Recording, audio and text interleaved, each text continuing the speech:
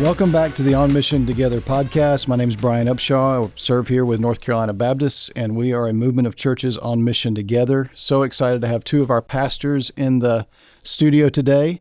Our guests are Josh Redberg, lead pastor at Redeemer Church in Fuquay-Varina, and Matt Capps, lead pastor at Fairview Baptist Church in Apex. They're here to talk about their new book, Why Every Member Matters, and why church membership is so important, the subtitle being Why Your Church Needs You and Why You Need Your Church. So let's just learn a little bit about both of you before we get into the book content. So Matt, why don't you tell us a little bit about yourself? Yeah, I'm Matt Capps. I'm married to Laura. We have 3 children, and I have served as a lead pastor at Fairview Baptist Church in Apex for 10 years now. And have been involved in various aspects of North Carolina Baptist life, and I'm just thankful to be here today. That's awesome, man. 10 years. Congratulations. That's fantastic. Still going. That's great. That's great. What about you, Brother Josh? Yeah, I planted Redeemer Community Church 17 years ago, so 2008 in Fuquay-Varina, North Carolina.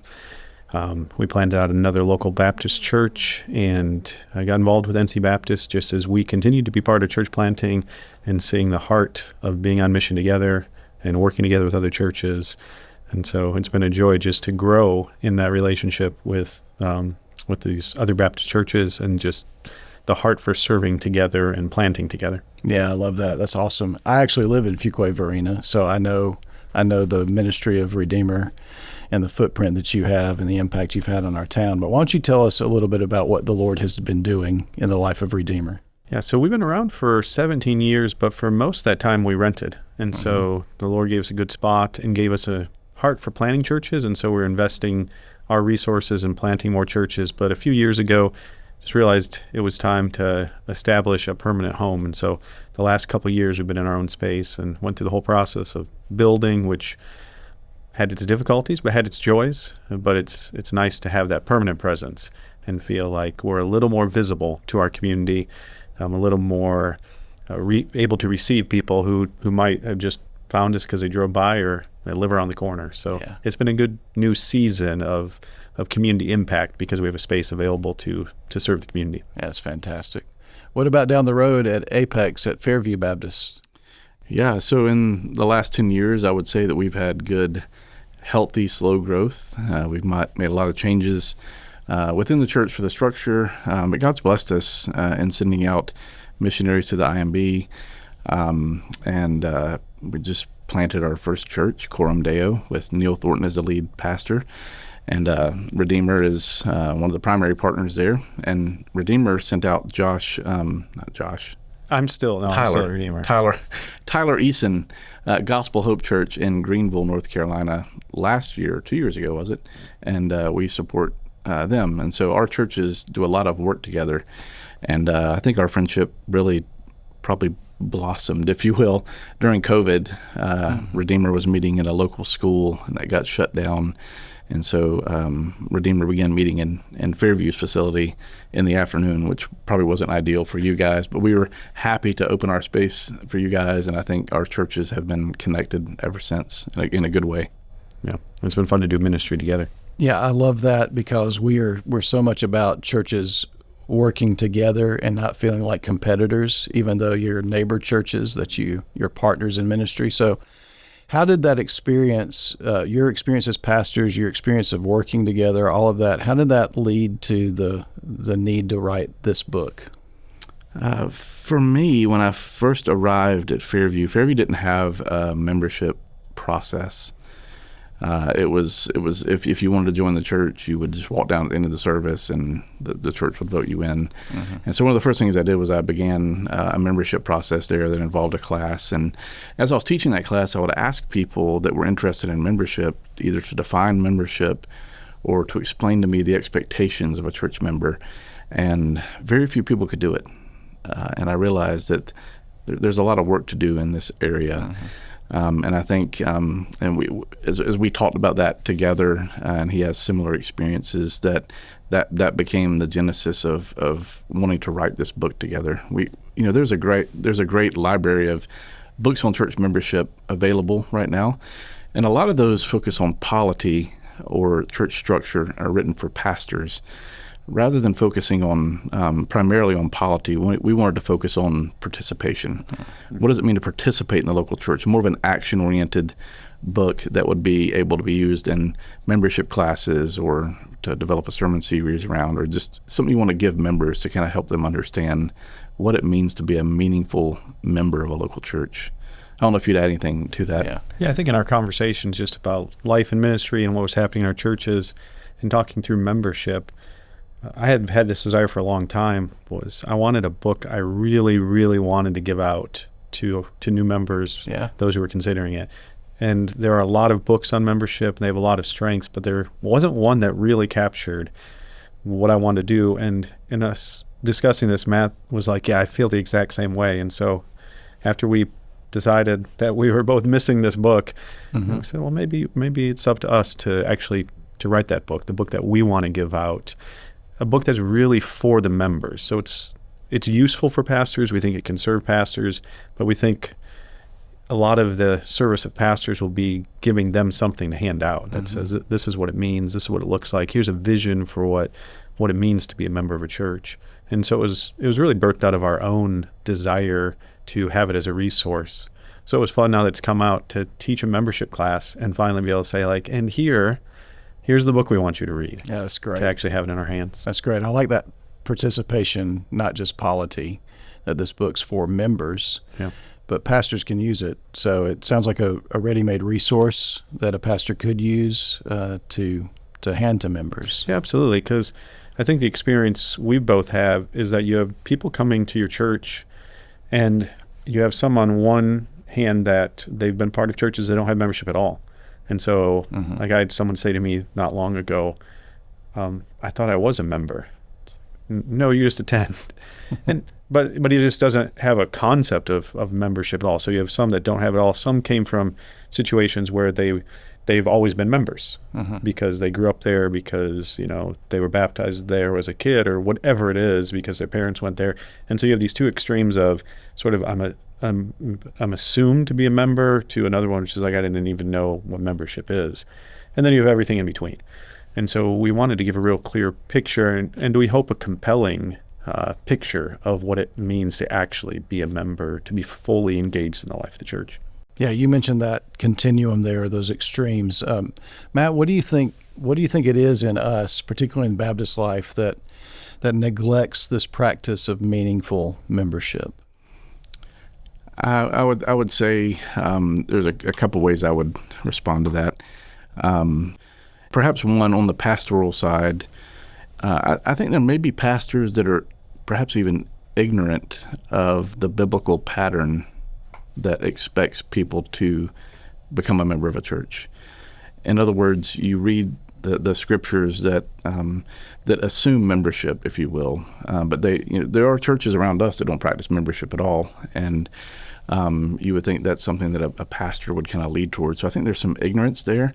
I do think there are some churches where membership doesn't have meaning and the roles don't accurately reflect the people that are there. And when I first got to Fairview, it's 10 years ago, we had 780 people on the membership roll, and there was probably maybe 120 actual people that were actively involved in the church. And as we began walking through that list, I began with my deacons, and to walk through that list and call people and find out where they were. We realized that no one previously had walked through kind of just updating the membership roll, making sure it's accurate. So I think there's some, I would say I'll say this nicely, there's a lack of integrity if you're not actually keeping up the membership roll to have an accurate picture of who is a member of the church, who's involved in the church. And there's some irresponsibility there as well. So when churches don't practice membership, there's no clarity on expectations. There's no clarity on who the pastors or elders are supposed to care for. There's just, and that's, I think, one of the reasons why we think this book is so important, because we're not, there are some pastors that agree with this. They would agree with the principles in this book, but the church members may not have been a part of a church where this has been practiced before, and this is kind of a foreign concept to them. Yeah. Yeah. So, Josh, when you think about that and that idea of the foreign concept of this, why do you think for Christians themselves, they're not sure about the importance of membership in a church? I think it's one of those things that if you've never experienced, you don't know what you're missing. Mm-hmm. So I told my wife we had the opportunity to visit Scotland, and I was very excited to introduce her to sticky toffee pudding. And she didn't really care before she tasted it, because I can't imagine why with a name like sticky toffee she pudding. just had no concept for how wonderful it was, because she just had never seen it, had never tasted it. And then I got to introduce it to her. So it's one of those things that until you actually experience it done well, until you experience all the joys and the opportunities that come from it, you don't know what you're missing yet, because you don't have a category to put it into. Right. Maybe you put it in the category of obligation, and what we're trying to do is reframe it as opportunity. Okay. Like, it's not, you know how whenever you get a new update on your phone that says, do you read this and agree to it? And no one ever reads it. We just all say we do and then agree to it. I think sometimes that's people's understanding of membership. It's this obligation, sort of legal obligation, regulations, guidelines, and we're saying no. It's an opportunity to enjoy and experience like all of the blessings of God mediated through your brothers and sisters in the faith. I like that. So it's really trying to shift this mindset from something I must do to something I'm invited into. Okay. And there's probably some cultural or societal forces, if you will, that contribute to this. You think about individualism. When we live in a society where you kind of have the illusion that you can live independently of everybody, you don't need anybody else. And then consumerism, this idea that we approach church like consumers. I mean, where do we get the language, I'm going church shopping anyway, right? And so people have memberships at Costco, local gyms, and that's when you hear membership, that's kind of that's what fills your mind when it comes to a definition. In the New Testament, though, I would say this: we have to formalize and make explicit what was just understood in the early church. In the early church, you had to live in community with people. The community was where you found your identity. It's how you flourished. People weren't as independent. They weren't approaching it like consumers. And I think we have to formalize it in our day and age and clarify what it is and why it's important. So I think that's another thing we're trying to do in this book as well, is redefine what membership it is. It's not Costco membership. It's something much greater. Yeah, I thought that was a key in the book where you talk about the New Testament and membership just being understood, almost assumed by the arguments of when they're talking to a group of people in Acts, for instance. You don't have to. They don't call out their members because it's just assumed that they are. Yeah, when Paul writes to the church in Ephesus or Philippi and says to the saints, right? When they receive the letter, there's a general understanding of who he's talking to, right? That's right. And so we have to formalize that on our end because our society is so much different than the society they lived in. Yeah, that's key. Well, like in Acts when he says, choose from among you, they knew who among you was. Right. There was a way of saying this person is from among us. So however you define that, that's membership. That's what they're referring to. Like, we know this guy over on this street corner in Jerusalem, he's not from among us. We're not going to choose him.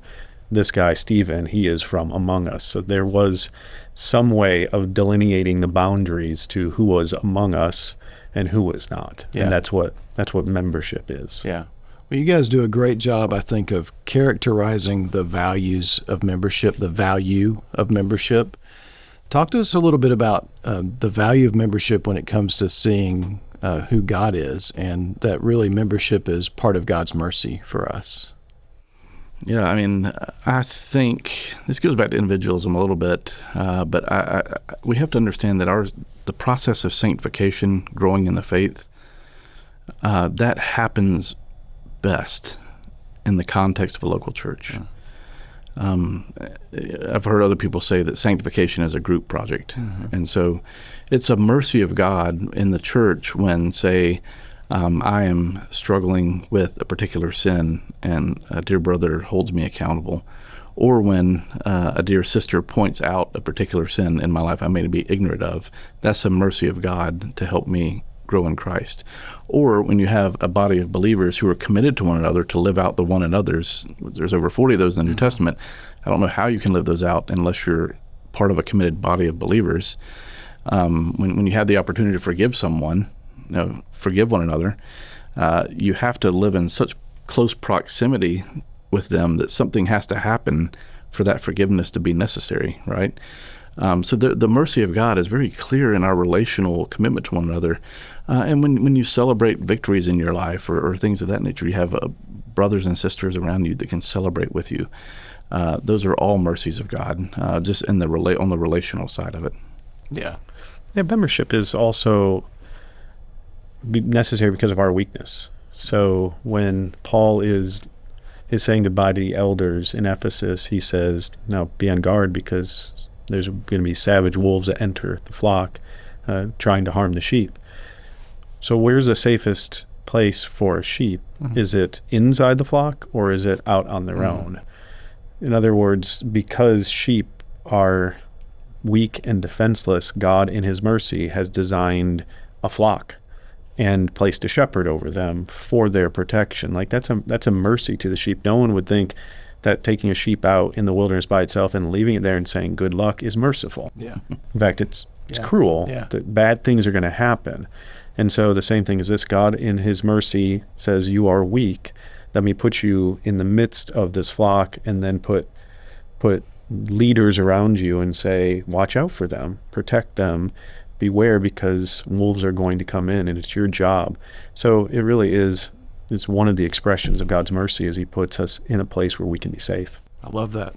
Well, you guys lay out 7 clear roles in this book about membership and the roles that this idea of church membership affords us. So would y'all just mind diving into those and giving us that outline and the definitions of each of those? Well, maybe before we mention them, one of the things I want to point out about them is that, and mention them individually, is all of them are active. Okay. So sometimes we think of church membership very passively as I go somewhere and I receive. So I receive teaching, I receive instruction.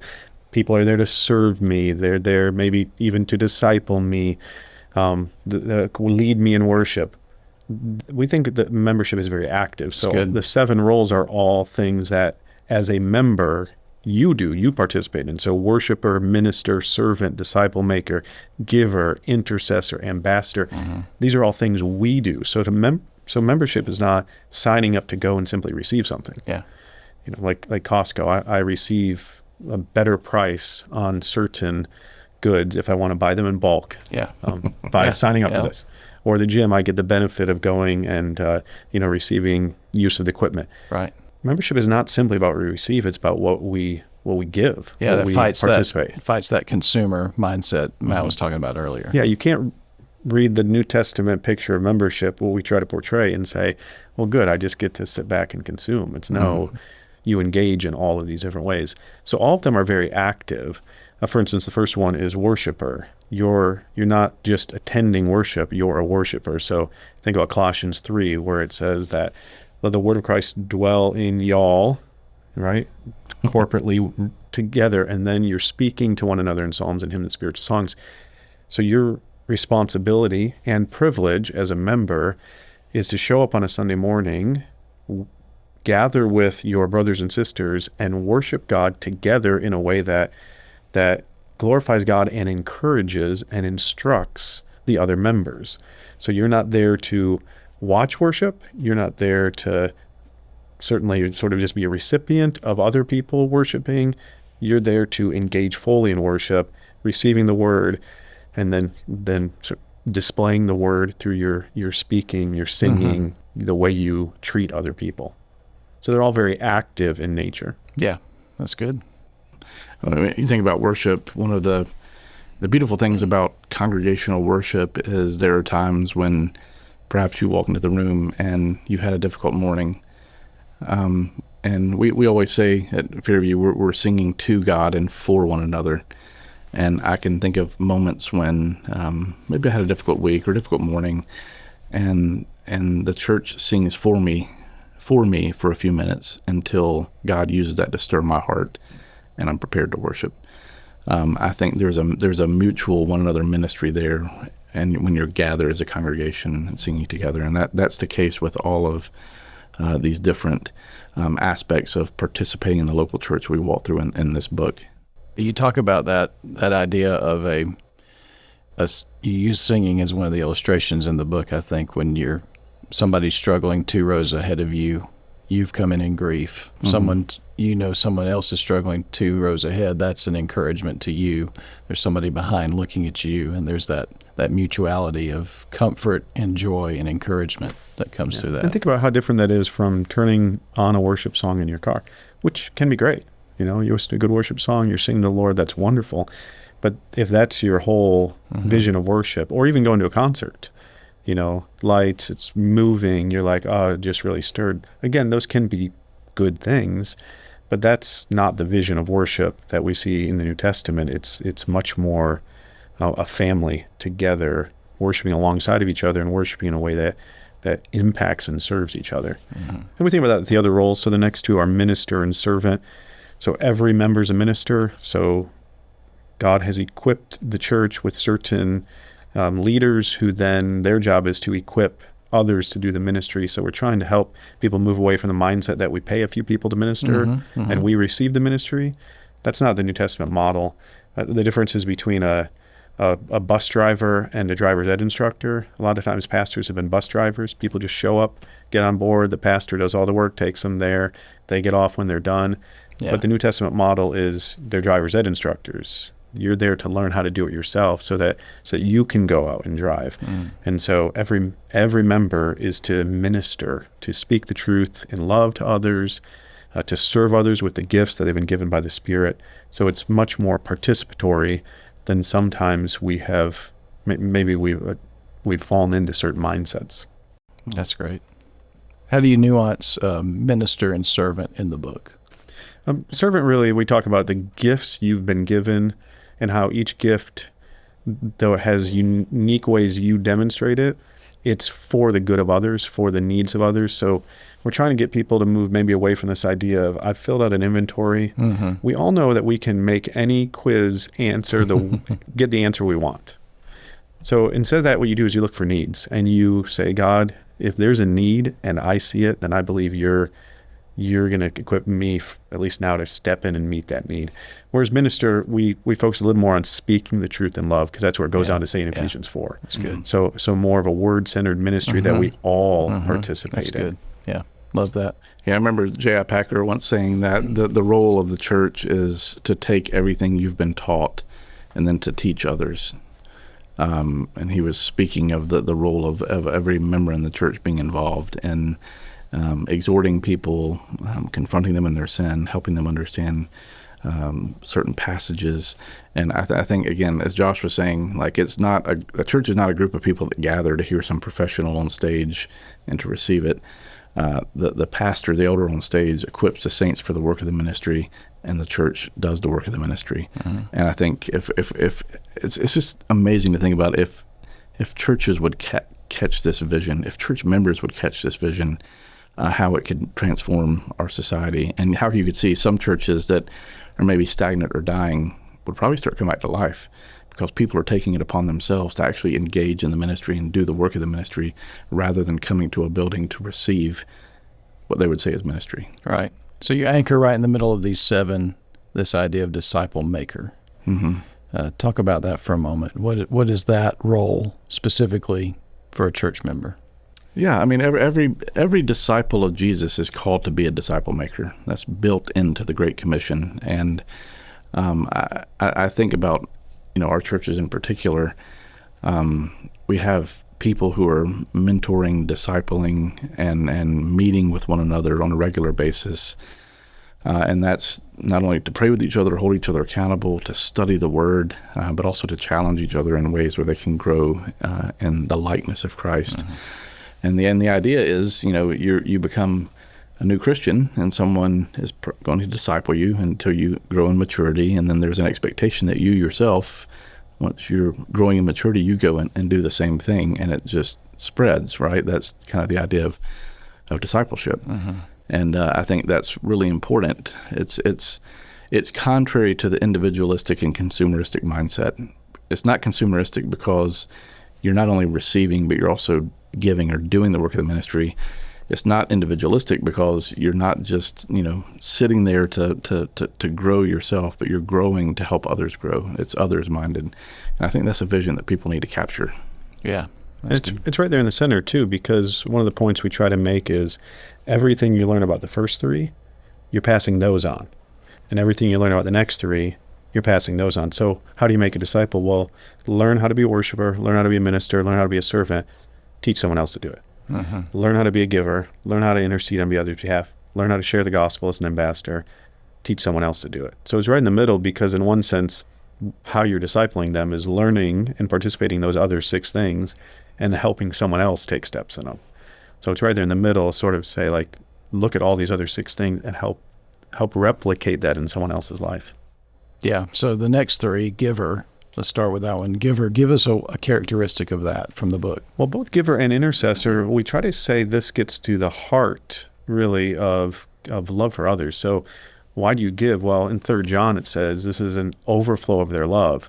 2 Corinthians 8, their extreme poverty and abundant generosity overflowed in like a wealth of generosity. So these things come from the heart. And so it's not just participating in activities, it's hearts that are so moved by the gospel, growing in love for other people, that we put our money behind it and we put our time behind it. So we give for the sake of others, we give for the gospel to move forward so that others hear what Christ has done, and we give and we pray for the same reason. Like, we're praying for the needs of others. And as we give towards something and as we pray towards something, our hearts go that way. So if you're like, well, what comes first when the Apostle Paul says, I pray for you and I love you, which comes first? And I think the answer is they sort of come together. What you love, you pray for, and what you pray for, you love. What you love, you'll give towards. What you give towards, you'll start to love.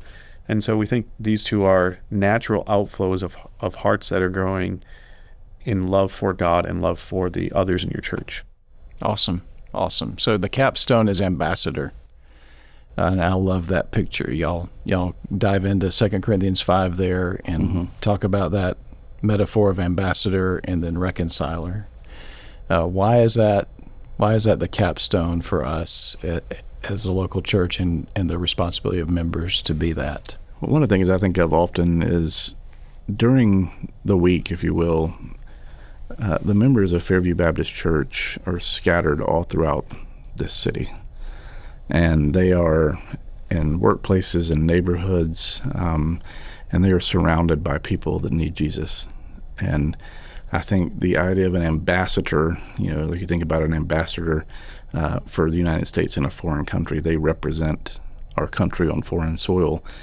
There's a sense not just a sense, it is very true that we are strangers in this world, and that when we are scattered as a church, we are the ambassadors for Christ for the people around us.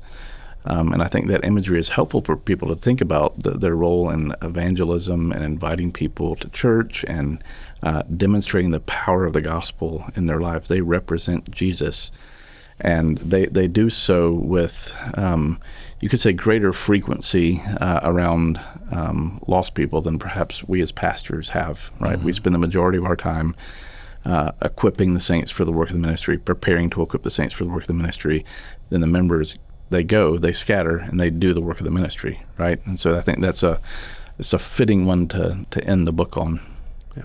When you think about Jesus prays in John 17, he connects these 2 things together that we might not naturally connect together. He says, he prays for the unity of the church, and he says, the unity of the church is proof that you, Father, sent me. And that's maybe a little curious at first. How does that prove the other? But when people live together in this type of way, there becomes this undeniable proof that the gospel is real. And so we would never want to leave membership as something that is constrained to the walls of a church building. Yeah. Like if that was it, then we would have failed, I think, because all of this propels our mission.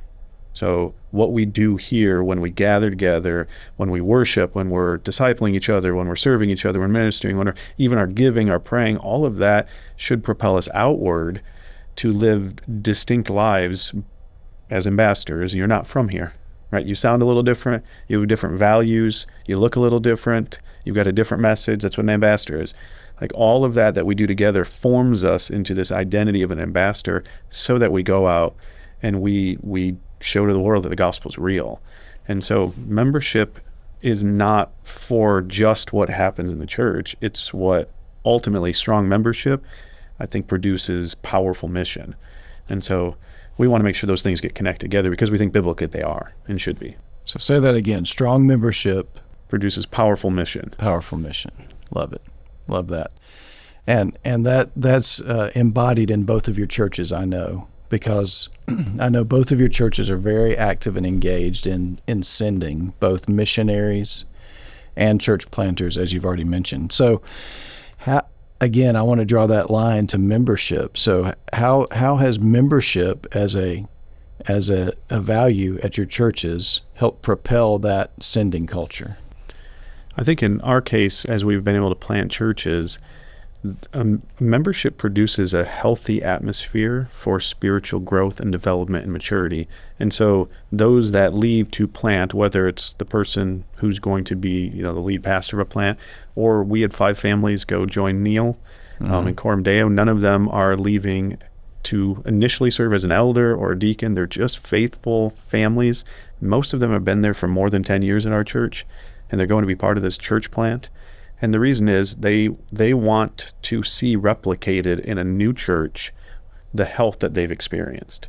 And so just healthy church life produces in Christians this desire to have others experience it. Yeah. And they learn, the best way to experience this is you plant a church and you have that same healthy DNA and you invite other people to come to that, and this becomes the means by which they experience the grace of God in the same way that they had first experienced it. Yeah, that's great. That's great. I would. Let's say you're a guest and you walk into one of our churches on a Sunday morning. You're going to hear both of our churches praying for missionaries and church planters, praying for other churches while we're gathered. That kind of fights against a competition, but it also indicates that we're about a mission. We're working on this together. We regularly talk about being on mission together. Let's say you get interested in the church and you come to the membership class. One of the things we cover in our membership class is our mission partnerships and the expectation that our church members will be involved in it. You decide to join the church, you're going to agree to a church covenant that has words in it like, I will submit my comforts and preferences to accomplish the mission. I will give of my resources, time, and gifts for the purpose of the mission. So it's built into the culture and the DNA of the church, so that when someone joins the church, becomes a member, they have an understanding of what we're about as a church, and they're joining that because they believe it and they agree with it. And the more opportunities we can provide for them to either serve on short-term mission teams that might turn into long-term commitments to go on mission, or to work with a church plant, which might turn into them going to be a part of that church plant, it just reinforces the culture. And it's exciting, too. I mean, anytime you send out a church plant or send out a missionary, it's not only exciting for the church, but God can use that to stir in the hearts of other people in the congregation to go and do the same thing, because they see this family or this couple or this individual laying down their own preferences and comforts and saying, I'm going to go pursue this because I see there's a mission opportunity, and they begin to think that way. And when they see a local church who loves them and is committed to them, surround them, and commit to partner with them long term, there's more security there, right? So I'm willing to go out and do this because I know that I've got these few hundred people behind me who are praying for me every week, who are going to check in with me. So I think you have to build it into the very DNA of your church family. Yeah. And it's a little circular. When people see you making an impact out there, it excites them about what's happening here. Yeah, that's good. Think of 2 of my sons. One is in the Marines. One works fast food. He's younger. And the different perspective on their jobs, right? Because one, the Marine's like, I'm doing something that matters. One working fast food. When I say, how does this work? He always goes, it was boring. Right. So they're not, because he's not really feeling like I'm accomplishing anything, going to work becomes a drudgery. The one who realizes what he does matters and it makes an impact, like it helps him on those tough days during the drudgery to say, like, this is important and I'm going to stick with it. And so a church that is doing mission, it also breeds an enthusiasm to be there and to even plug in on the days when it's hard, when maybe a relationship is strained, when you're not really feeling up to it. You've got a greater sense of purpose because you're seeing what God is doing, and not just within the walls of your church, but in other places, locally, across the state, across the world. And so I think it just sort of breeds enthusiasm to continue to work and engage with each other. And I think people want to be involved in something that's much larger than themselves. Yeah. They want to invest their life in something that's going to expand beyond what they can do by themselves. Mm-hmm. I think that's another reason why membership is so important and is even, I would say, desired among even younger generations today, because we live in a world that's, we've unhitched ourselves from truth. Everything is just kind of, you feel like you're floating around and you need something stable. Church membership provides an opportunity for you to kind of put your feet back on the ground in the dirt with other people. We're committed together. We have a purpose. Yeah. Join us in this mission. Yeah, for sure. Well, Josh, I see so much great stuff happening at Redeemer and also at Fairview. The planting we've already mentioned, and we're in the middle of our North Carolina missions offering season here with NC Baptist, and the story of Redeemer planting Gospel Hope in Greenville with Tyler Eason is one of our featured video stories for that. So we're so grateful for y'all sharing your story that we could celebrate that together. Why would you say it's important to be a part of North Carolina missions offering and giving to NCMO? Yeah, we've seen such great encouragement as we've been involved in planting churches to think that there are these other churches, maybe they're just in different places where they maybe not in a place to send out a church plant themselves, mm-hmm. but they give faithfully, mm-hmm. and the Apostle Paul tells us in Philippians, right, they're partnering in the gospel from that moment until now.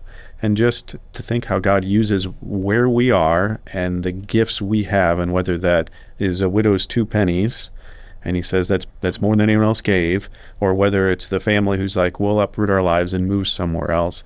Like, all of these pieces God brings together to accomplish these purposes. And so it's been exciting for us just to see how through NC Baptist, like, churches that we did not know before all of a sudden lock arms and say, we want to be a part of it.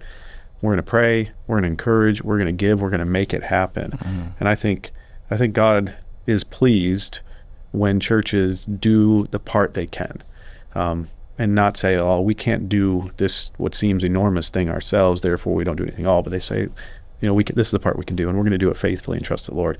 I just think that's a wonderful picture of how God uses all the different parts of the kingdom, all the different parts of the body to accomplish the mission he has for it. So it's been tremendously encouraging to work with other NC Baptist churches to see the gospel planted in these different places. Well, we're thrilled with what you do and leading the way in that, and we're grateful for that partnership.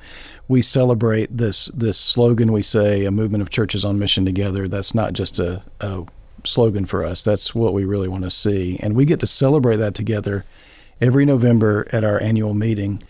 And Matt, you're integral into that. We were one of the speakers at the Pastors Conference this year, which we're so thrilled about. So why don't you just give a plug for that and tell NC Baptist why they ought to come to Greensboro to our annual meeting. Yeah, I mean, it starts with the Pastors Conference, ordinary pastors, and the lineup is a mixture of North Carolina pastors like myself, Chris Griggs, Dave Russell in Charlotte, Clint Presley in Charlotte, and then you have Jared Wilson, author and professor at Midwestern, also a pastor, Robert Smith Jr. And it's a really good lineup of faithful brothers who are both preachers, pastors, and I think it's going to be very encouraging to any pastor that wants to attend. Our topics are things like the ordinary preaching, ordinary. My topic is baptism and the Lord's Supper. All right. So the ordinances, but we're reminding pastors that God uses ordinary means to do incredible things. Mm-hmm. And then the annual meeting is just going to be exciting. Again, we're going to have an IMB commissioning, which has become my favorite part of the annual meeting in North Carolina, to see all the the churches that are sending out missionaries from North Carolina to the nations, and to pray over them and to hear their stories. And it's just one of those times of year where you can gather with fellow brothers and sisters from North Carolina churches for a great pastors' conference, a great meeting. But you also have breakout sessions, and everybody loves the exhibit hall, right? That's right. It's like trick or treat for all the institutions. Right. You got it. And so I think, I would just encourage anybody to make it to Greensboro. It's a central location in the state, and most people can get to it very easily, and I think it's worth your time.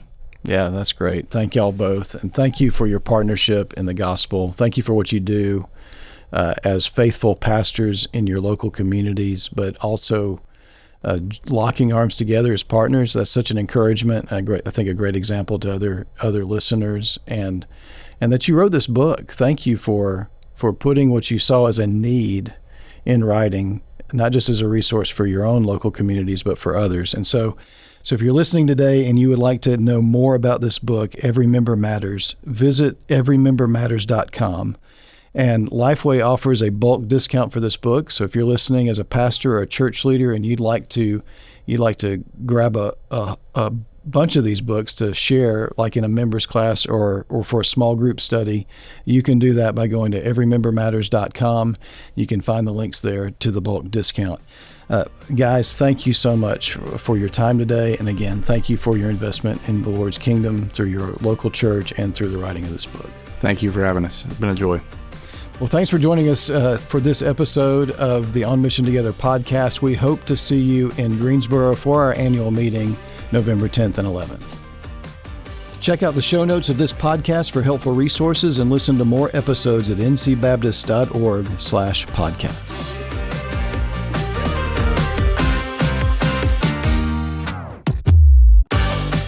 Thank you for joining us today. Because of your generosity to NC Baptist, this podcast, along with other helpful resources, are made available for you. Learn more by visiting ncbaptist.org/give.